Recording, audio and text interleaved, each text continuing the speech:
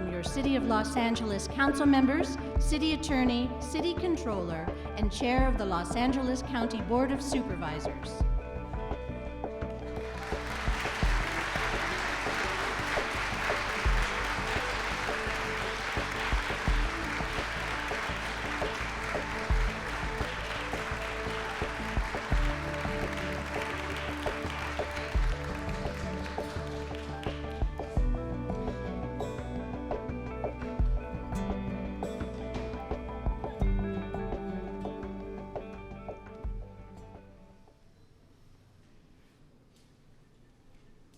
Please rise for our national anthem is performed by Todd Strange.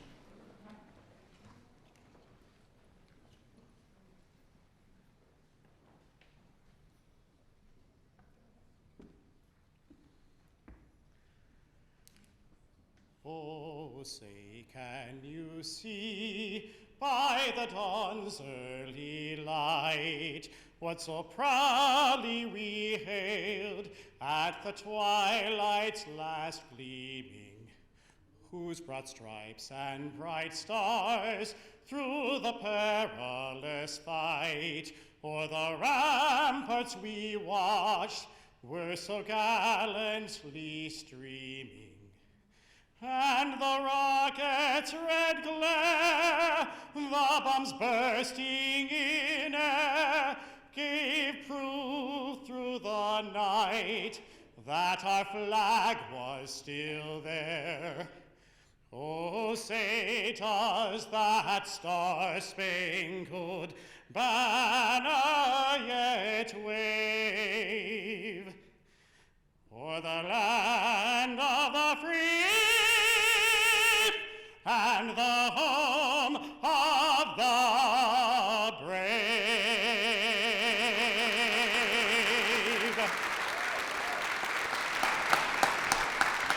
And now the invocation by Chaplain Adam Siegel, Father Juan Francisco Gonzalez, and Salam al-Mariati.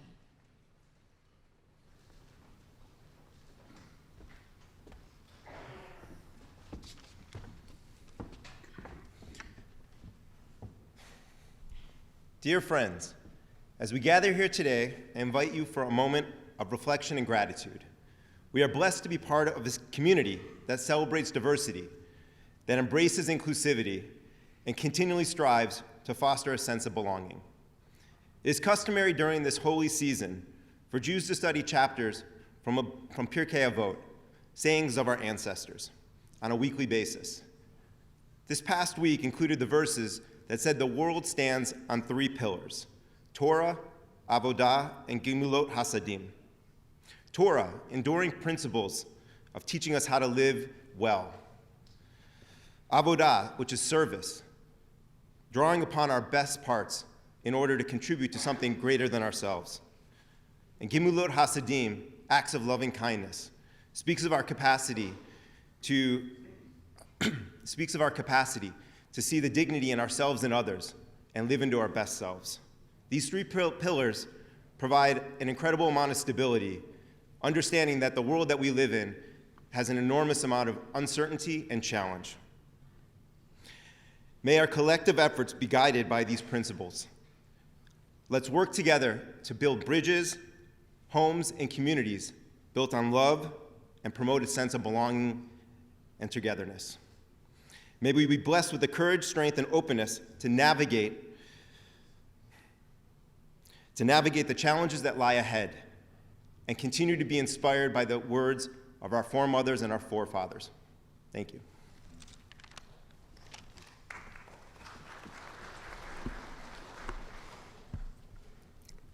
Señor, reunidos esta tarde en tu presencia para pedir la luz y la sabiduría de tu Santo Espíritu sobre cada uno de nosotros que debemos trabajar al servicio de los más necesitados.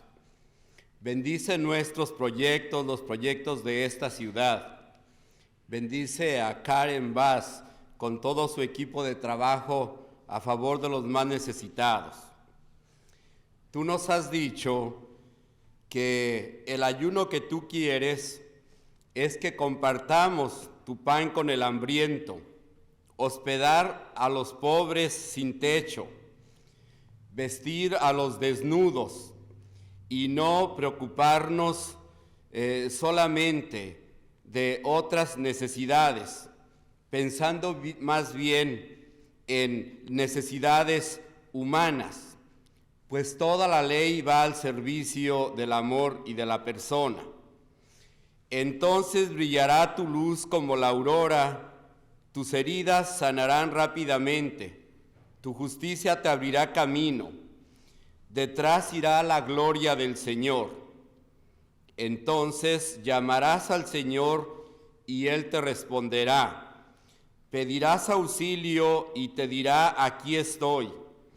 Si destierras de ti toda opresión y el señalar con el dedo y la palabra maligna, si das tu pan al hambriento y sacias el estómago del necesitado, surgirá tu luz en las tinieblas, tu oscuridad se volverá mediodía.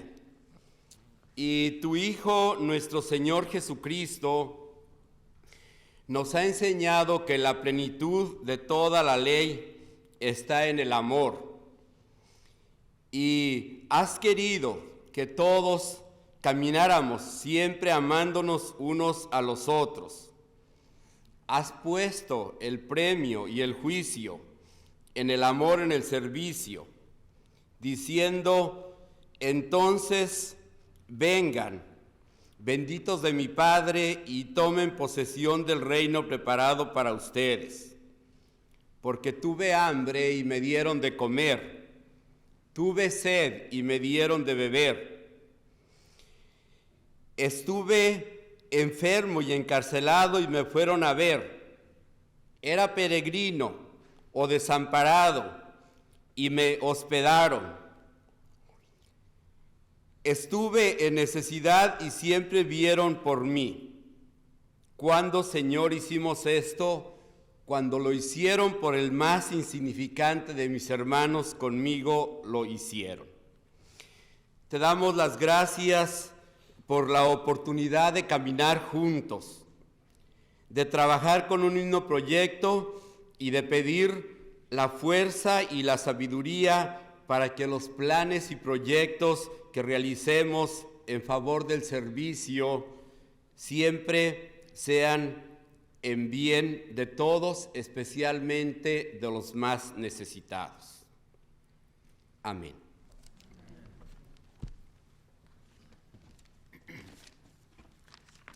In the name of God, most gracious, most merciful, tonight is the 27th night of Ramadan, where over 1 billion Muslims gather in sacred space to worship the one God, believing that this is the night the Quran was revealed to Muhammad, that this is the night that God brought life to the lifeless. Just as was given to Moses and bringing people from darkness to light. Just as what was given to Jesus to tell people to love others like they love our Creator. And what was given to our common ancestor, Abraham, who built the first temple, a house of worship, and after building it, he prayed for his future generations for peace and prosperity and security. And this is the prophetic tradition of human security, freedom. Every human being searches for freedom. Every human being struggles for freedom, what we now call freedom from fear, freedom of worship, and freedom of thought. God instructs us to have affection towards one another and to believe that God is the source of that affection, so that when we see evil, we repel it with that which is good, and the one with whom there is enmity converts to one who is a close friend of warmth and protection. Our Lord, guide our mayor as she leads us in serving the people of Los Angeles in this sacred space, where all are represented, and work to restore human dignity in your name. Our Lord, bestow on us grace from yourself and endow us, regardless of our condition, with consciousness to do what benefits the human family and do what benefits all of us. Our Lord, let us heed your words when you command us, O humanity, you have been created from a single pair, a male and a female, and made into different nations and tribes, so that you might come to know one another. And the most noble, the most honored of you are the ones who are conscious of God. Thank you. Please welcome Council President Paul Krikorian.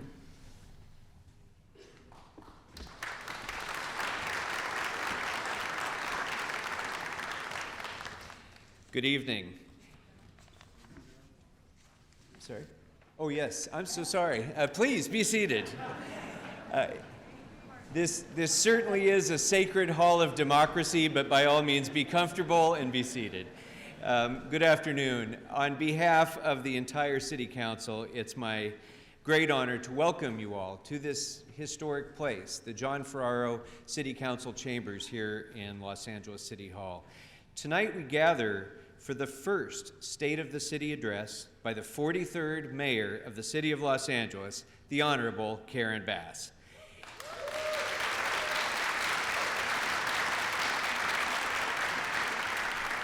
And as we do so, we gather at a pivotal moment in our city's history, a time of great challenge, a time of great change, but also a time of great opportunity. It's an understatement to say that the last 3 years have tested the mettle of our city, both our society and our city government. Many of our most intractable problems were only dramatically worsened by the COVID pandemic. Economic distress, inequity, injustice, and political scandals led to unease, unrest, and a loss of confidence in our institutions, and even in one another. But with the arrival of our new mayor, Karen Bass, it is a new day in the city of Los Angeles.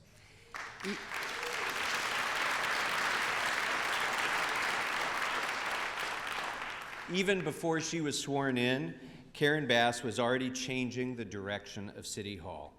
She has already demonstrated the same commitment to collaboration and teamwork that marked her leadership in the State Assembly and in the United States Congress. She has seized this moment to work arm in arm with the Council. The fact that she's come here to our council chambers for this important moment is really a notable example of the kind of collaborative approach and bridge building that she's brought to the City Hall. Together, we're turning the page on a very difficult time. And together, we're beginning the work of writing the next great chapter in our city's history. Karen Bass has embraced the greatest transition in leadership our city government has ever seen. 1/3 of this council is brand new, with 5 new members who have never served in elected office before.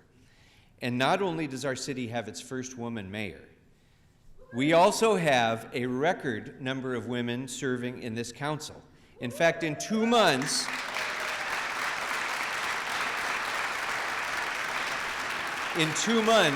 regardless of the outcome of the election in the 6th District, we will be swearing in our 7th female council member, and we nearly will have half of this council will be women for the first time in our city's history.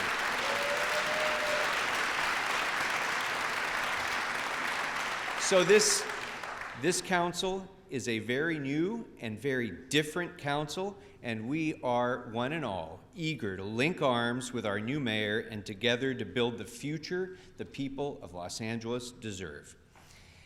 And one of the most promising aspects of the mayor's approach has been her pursuit to closer integration, not only within this building, between the mayor's office and the council, but also between the City of Los Angeles and other bodies of government, our friends in the federal government, our friends in the state government, and especially with the County of Los Angeles. Mayor Bass very well understands how vital that partnership is to all of our success in virtually all of the policy challenges that are before us right now. And we have a unique moment right now to build that relationship with a very enthusiastic partner. The current chair of the Los Angeles County Board of Supervisors has long been a visionary leader of county government and a forceful advocate for the people of Los Angeles. But she also brings to her job an understanding of this building and of city government that few supervisors have ever had, thanks to her long and effective service as a member of this Los Angeles City Council.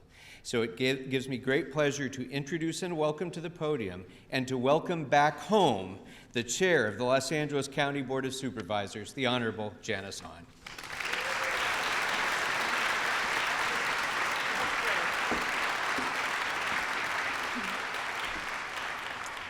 Thank you, Paul.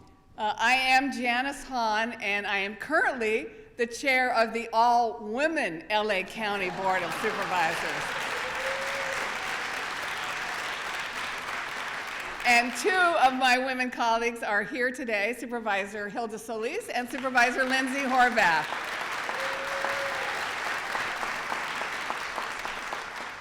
It does feel good to be back in these city council chambers where I spent 10 years as a Los Angeles City Councilwoman.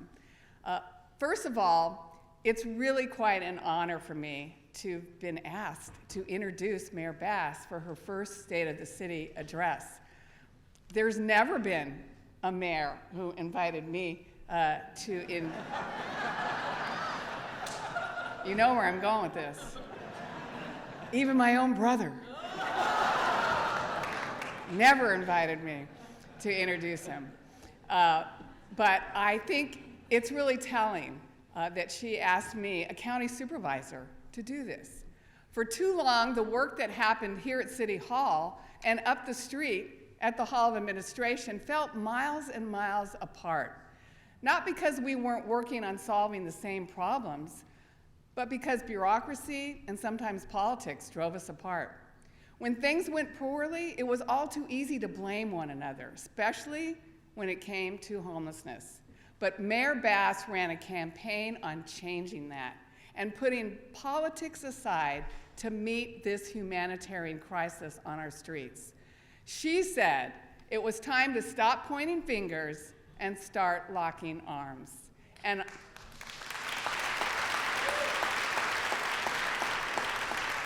on day one, she proved that by inviting me to join her as she declared a state of local emergency.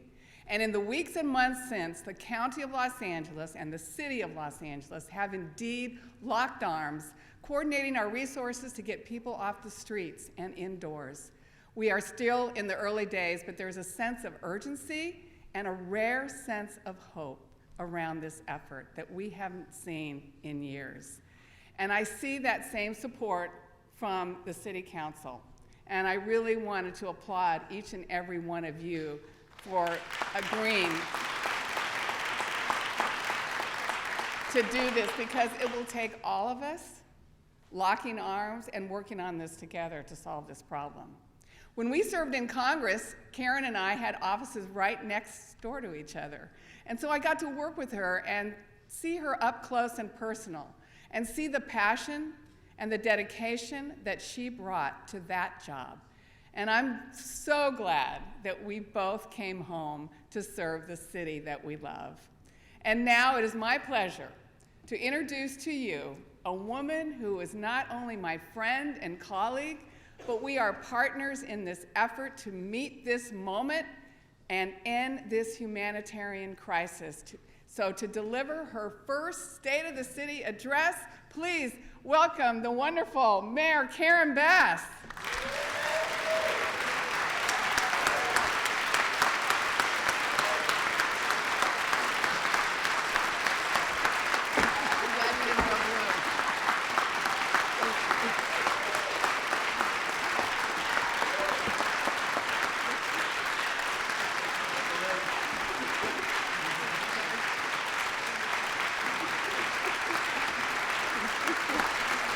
Thank you.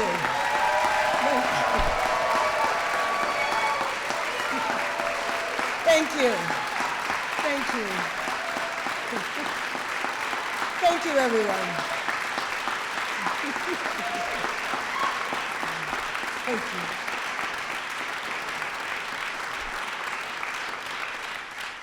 Thank you, everyone. What a welcome.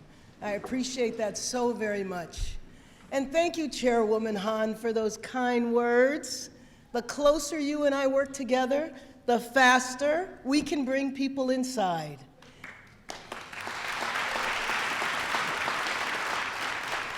And I am so honored that we have locked arms together for the people we serve, because there's no more finger pointing between the city and the county.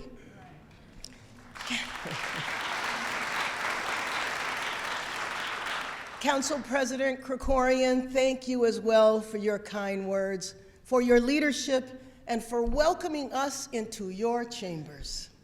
I am pleased to recognize a special guest here tonight with us, former Mayor Antonio Villaraigosa. Stand up, please.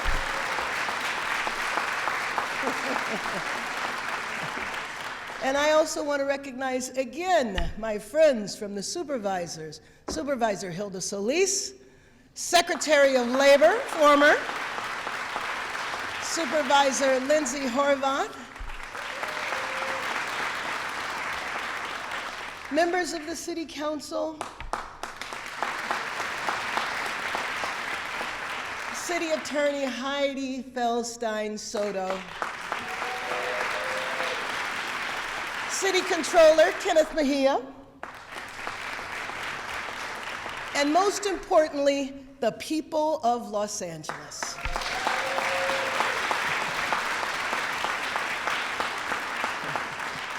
Tonight, it is my honor to fulfill my duty under the charter to report on the state of our city. I am 127 days into my administration, and I cannot declare that the state of our city is where it needs to be. But I am proud to report that together we have brought change to the city of Los Angeles. We have increased urgency at City Hall, and we have a clarity of purpose and have focused our work on the people's most pressing challenges.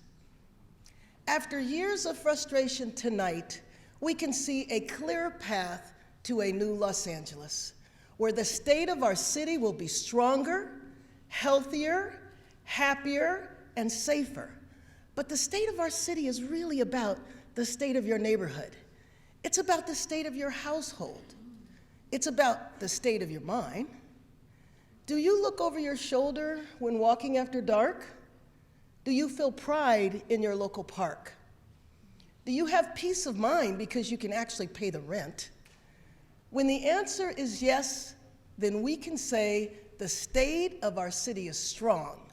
That's the new LA that we're building together.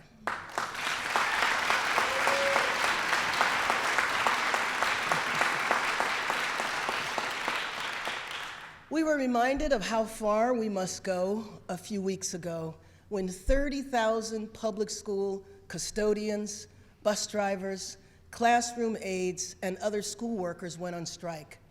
Too many of them are struggling to get by despite their hard work. But I'm proud that I could work with Superintendent Alberto Cavallo and SEIU Local 99 Executive Director Max Arias. And I know you're here, Max. Please stand.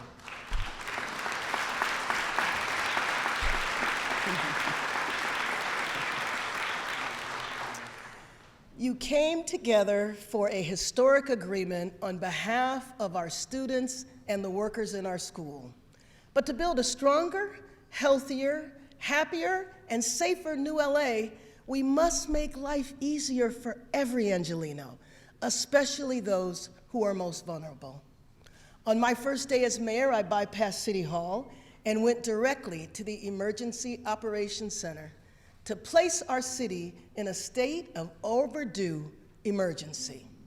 I was joined by our city attorney, city controller, council president, president pro tem, Councilmember Rahman, heads of LASA and Metro, and the chair of the County Board of Supervisors, Janice Hahn. Today, other cities and the county itself have all declared a state of emergency. This new era of city and county cooperation is essential to our success, especially when it comes to Inside Safe, our new approach to moving people inside from encampments. Our new CEO of LASA, Dr. Valicia Adams Kellum, please stand.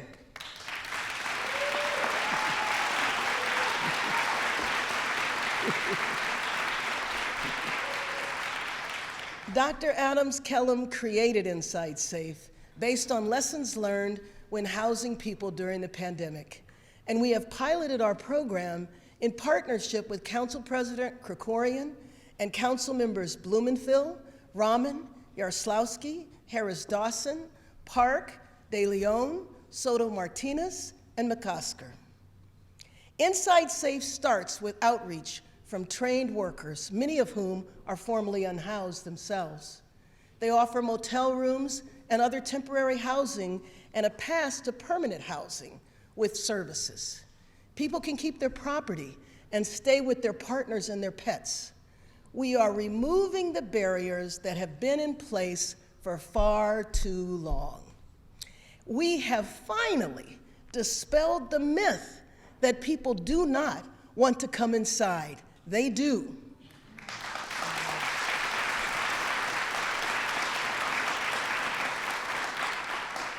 And so today, more than 1,000 Angelenos are living inside and safe through this initiative.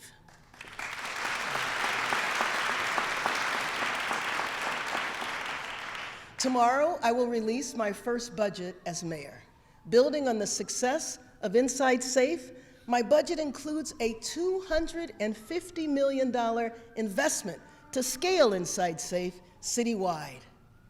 Leaning into the new direction we've charted for LA, my budget also includes an unprecedented $1.3 billion investment to accelerate our momentum on homelessness. Now, this is a record for the city of Los Angeles. This is a truly historic city budget commitment because much of the state and federal pandemic-related money from the past couple of years is no longer available. As we scale our homelessness strategy, renting motel rooms, however, is just not a sustainable model. This is why my budget breaks new ground to fund the purchase of motels and hotels by the city.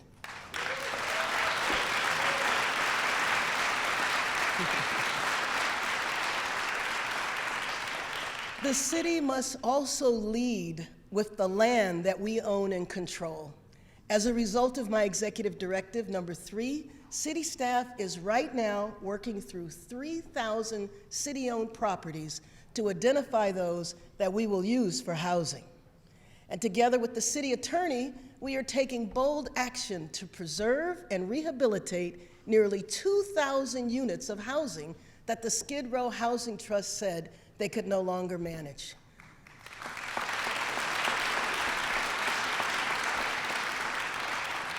So, Madam City Attorney, thank you for your leadership and your partnership.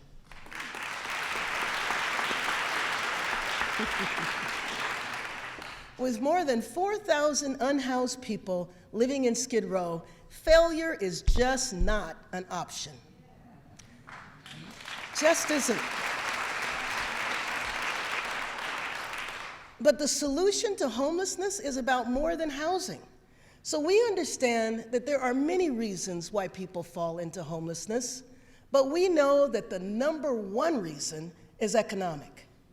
But we also know that many unhoused people suffer from substance abuse or mental illness. As a matter of fact, before the Skid Row properties were put into receivership, we saw 3 people die in the same building on the same day. The suspected cause was a fentanyl overdose.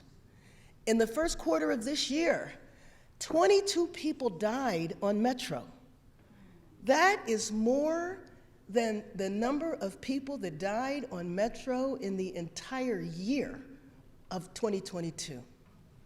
Now, of course, we know that there's a law enforcement component to the multiple problems on Metro, but there must be real and sustained treatment available for substance abuse and mental illness for the unhoused.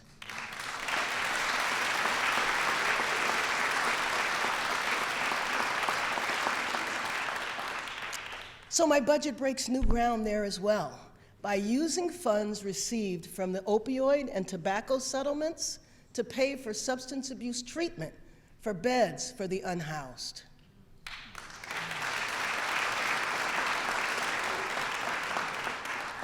Now, we also must eliminate the bureaucratic obstacles that keep people unhoused. And a key obstacle is the coordinated entry system that determines who is eligible for housing. The system has become dysfunctional, impractical, and inequitable, leaving Angelenos to suffer intense. So the council and my office got to work, thank you, Chairwoman Rahman, passed reforms, and we are on the way toward fixing this system.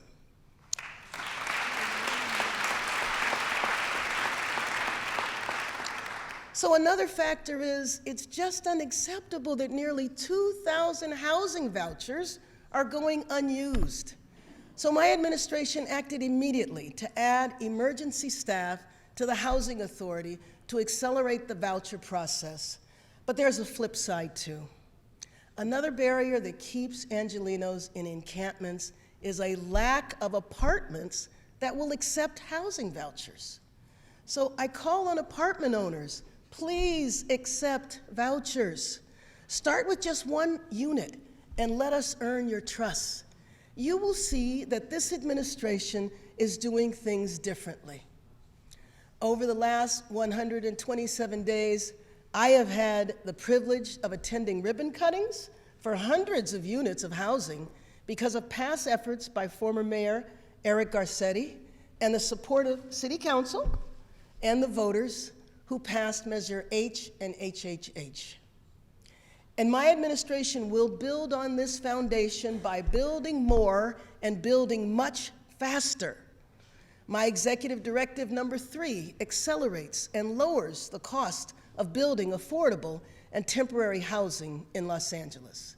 That directive is now in effect, and it covers 360 projects, which is 8,000 units of desperately needed housing.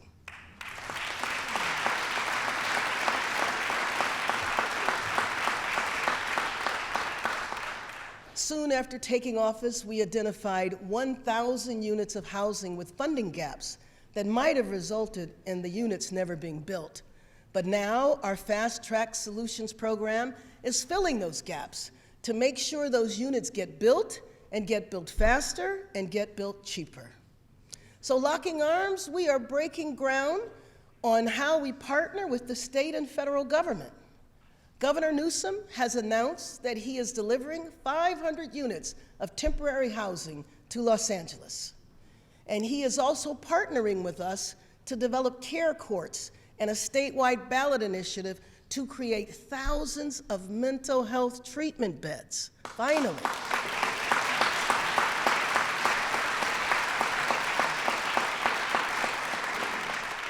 Governor Newsom has also sent our city and county over $200 million. The Biden administration has so far sent the city and the county more than $200 million to house Angelenos.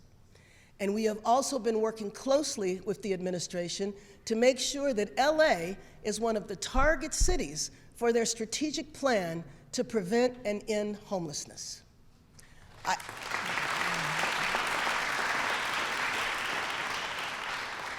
I told the administration, if you want to meet your homelessness goals for the nation, you can do so right here in Los Angeles. You can meet your goals.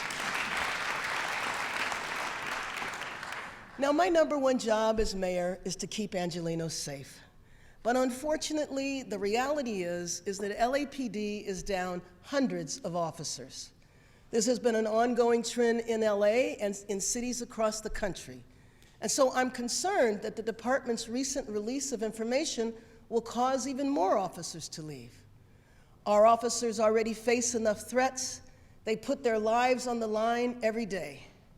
Just last month, 3 officers were shot while pursuing the same individual. Fortunately, each of them are recovering now. My budget proposal calls for urgent action to hire hundreds of officers next year on the way to restoring the department to full strength.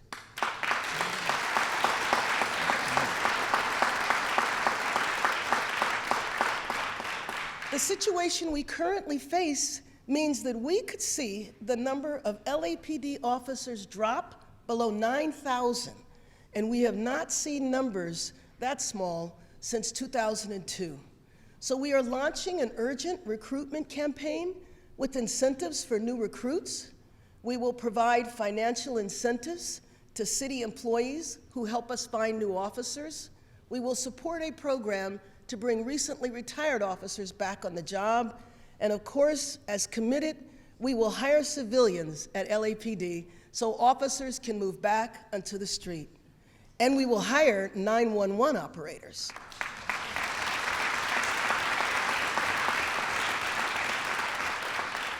This will reduce police and fire department response times and improve our ability to refer calls to alternative responses.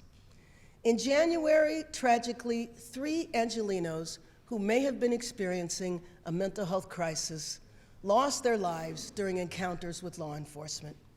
In reappointing Chief Moore,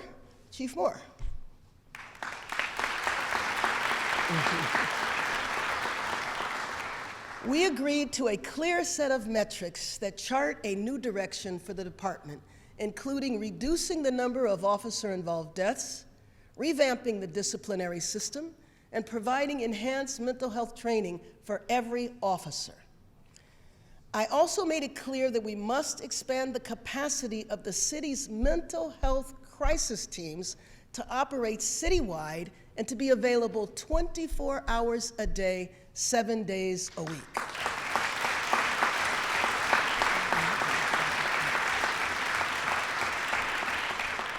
By adding these resources and building more trust between communities and the department, we will better meet our priorities of reducing property crime, maintaining the downward trend in violent crime, and increasing homicide clearance rates.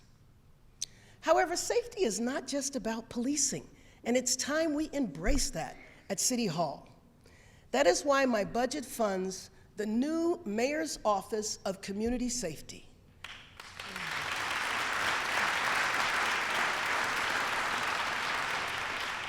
This office will build capacity for community intervention workers, social workers, clinical psychologists, and other experts to respond when law enforcement is not required. And this office will organize the community services that break the cycle of violence and crime. This approach saves lives and it saves money.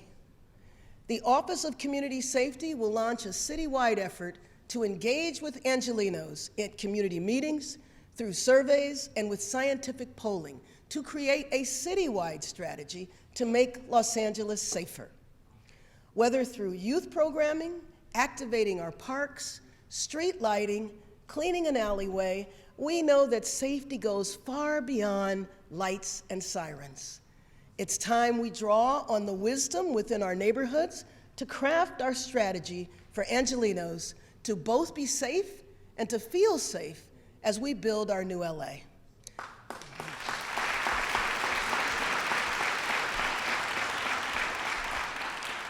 So I want to thank you, Councilmember Hernandez, for your dialogue with me on community safety and unarmed alternative response. I look forward to working with you as we develop the Office of Community Safety. But our efforts will only work if Angelenos participate. Whether in person or online, I call on Angelenos to please make your voice heard. Call on you to participate. Now, we may have had a rainy year so far, but the last few years we have seen record wildfires in LA, so we must be prepared for fire season. My budget funds the hiring of hundreds of firefighters to maintain the department's strength. The fire department reports that emergency medical responses actually account for 81% of department's responses. Chief, please stand. First woman fire chief. My budget breaks new ground by allowing us to hire and immediately deploy qualified paramedics to answer medical calls. I think it was probably a surprise to hear that over 80% of the calls the fire department gets are actually medical. So currently, paramedics must complete the fire academy before taking a seat in an ambulance. My plan still requires all paramedics to become firefighters, but if you're already a qualified paramedic, we will immediately put you to work, and then you can complete your firefighting training. Because we need more paramedics responding to 911 calls right now.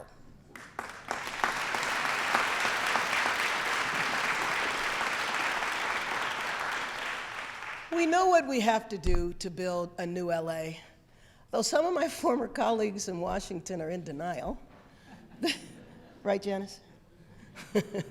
This winter's storms are the latest evidence in a case long settled here in Los Angeles. Climate change is real, climate change is here, and climate change is a threat to all of us. We must continue to aggressively confront and adapt to climate change and to make sure that our city is resilient.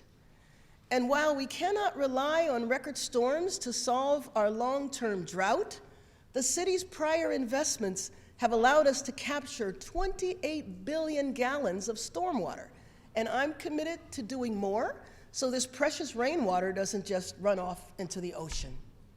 For example, we recently approved a contract to design and build a new advanced water purification facility in Van Nuys. As one of the largest water projects in the country, this facility will help the San Fernando Basin, creating a new and sustainable water supply for more than 200,000 Angelenos. Councilwoman Rodriguez.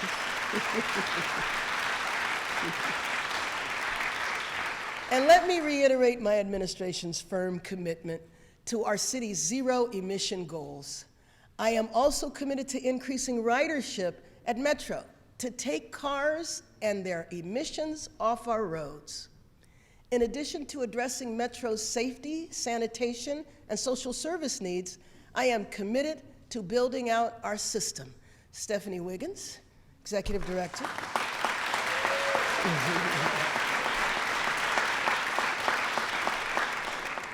So working with my new partner on Metro, Councilmember Katie Yarslowski.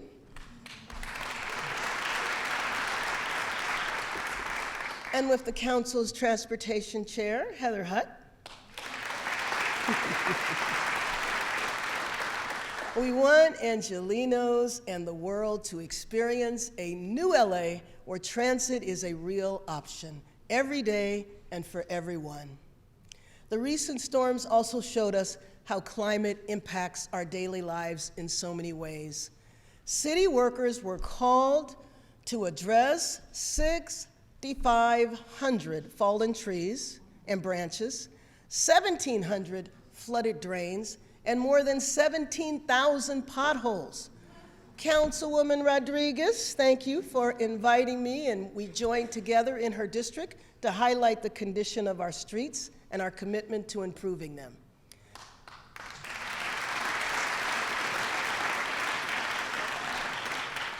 The city can act faster when Angelenos let us know where the problems in their neighborhoods are along their commutes. So here's a plug.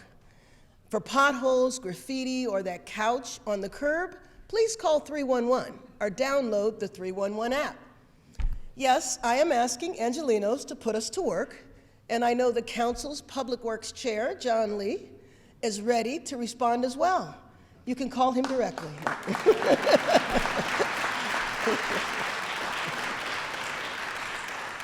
I am really serious about the physical condition of our city, because a city that is clean and in good repair is safer, prosperous, and provides Angelenos with a better life.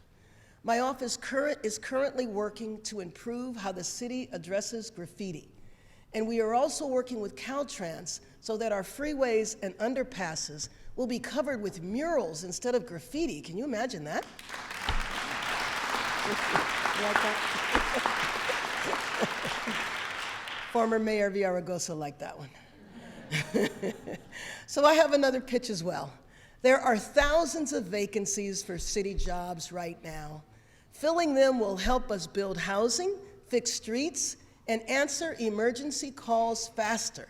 So if you wonder why it takes a while to get your pothole fixed, we need city workers. In city streets, they have 300 vacancies. So I'm also asking Angelenos to come work with me. We are working with the personnel department and our friends in labor, representing city workers to expedite hiring, and we will make this happen. So I want to thank our city workers of all departments for the work that they do every day for the people of this city.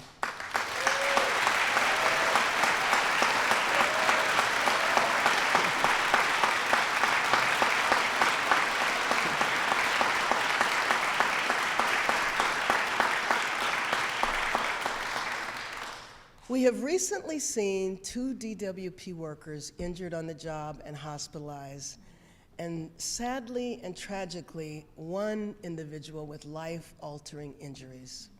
So many others have gone above and beyond, and I know everyone here recognizes your work and your sacrifice, so please join me in thanking our city workers.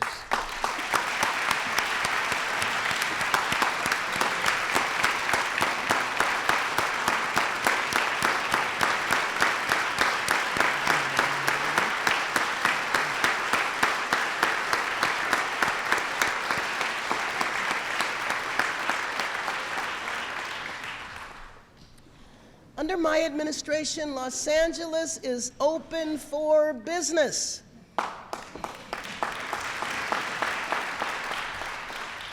To the business community, I want you to know that we are committed to creating, recruiting, and growing LA's businesses. A new, more affordable LA, one that provides peace of mind, is dependent on the jobs that businesses create. As mayor, I know that LA doesn't just feel the impact of our entertainment industry when we watch a comedy. Here in LA, the greatest impact isn't emotional, it's economic. And that's why I am a steadfast supporter for Hollywood and for expanded and improved tax credits.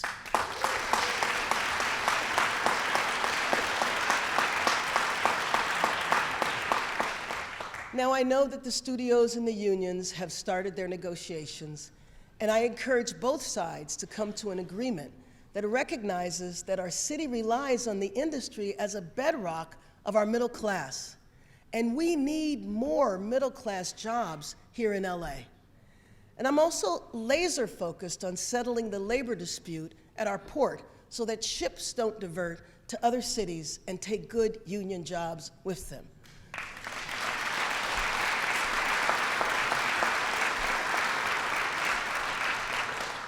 And I know that Council Member McCosker and our Port Director, Jean, please stand,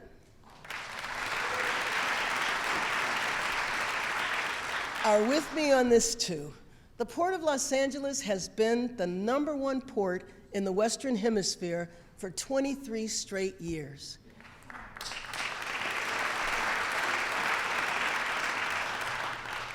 And with the port generating 1 in 15 jobs in Los Angeles, I am going to make sure that we keep it that way.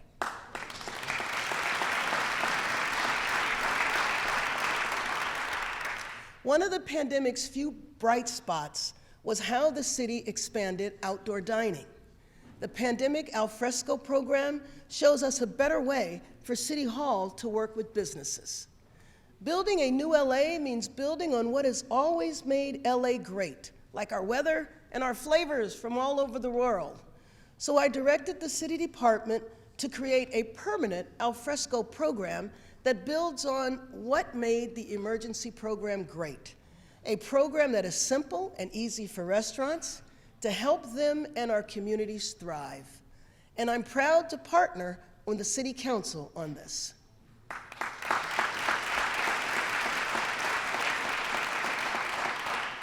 It is an example of bringing more common sense to City Hall.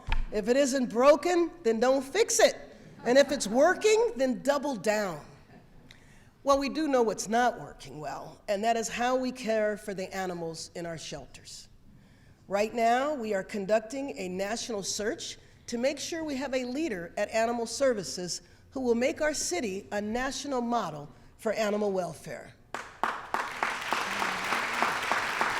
You like that? The goal is to increase the spay, neuter, and adoption rates. The goal is to save animals' lives.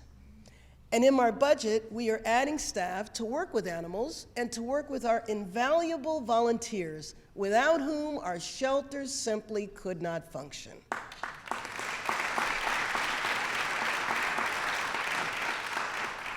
So we must all lock arms together, Los Angeles. If we are going to bring people indoors from encampments, we need Angelenos to welcome new housing in their communities. I ask apartment owners again to accept vouchers. Consider taking 1 or 2 tenants. We will work with you. We will not abandon you or abandon your tenant. I asked Angelenos to participate with the new Office of Community Safety. Please attend our community meetings. Respond to our surveys and polling so that you are empowered to help decide what your neighborhood needs. From putting together a welcome kit for a newly housed Angeleno to helping us determine where new housing should be built, we can all pitch in to build the new LA that every Angeleno deserves.